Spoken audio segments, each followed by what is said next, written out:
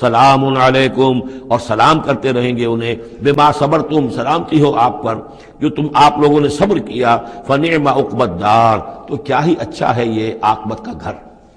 یہاں نوٹ کر لیجئے کہ یہ جو فرمایا گیا ہے کہ جو اہل ایمان ہیں جن کو جنت اللہ تعالیٰ دے گا،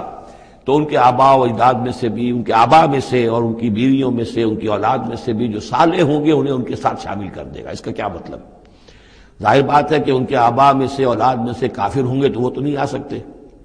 لیکن صالح ہوں گے، وہ جو کم سے کم بیس لائن ہے، انبیاء، صدیقین، شہداء، صالحین،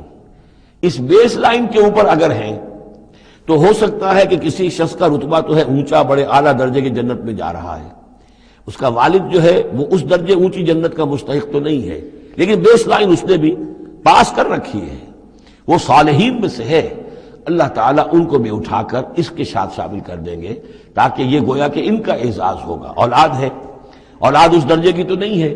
لیکن یہ کہ بہرحال ہے وہ صالح، تو اس کا بھی درجہ اونچا کر دیا جائے گا۔ بیوی ہے، نیک ہے، صالح ہے، اگرچہ اس درجے کی نہیں تھی، اس کو بھی درجہ جو ہے اونچا کر کے اس کے ساتھ شامل کر دیا جائے گا۔ یہ گویا کہ اللہ تعالیٰ کی طرف سے قدر افزائی ہوگی اہل جنت میں سے جن کے درجات بلند ہوں گے، کہ ان کے ان قریبی رشتہ داروں میں سے جو صالح ہوں جنتی، چاہے وہ کم درجے کے جنتی ہوں، ان کے درجوں کو بڑھا کر ان اونچے درجے والوں کے ساتھ شامل کر دیا جائے گا۔ یہ رعایت ہے۔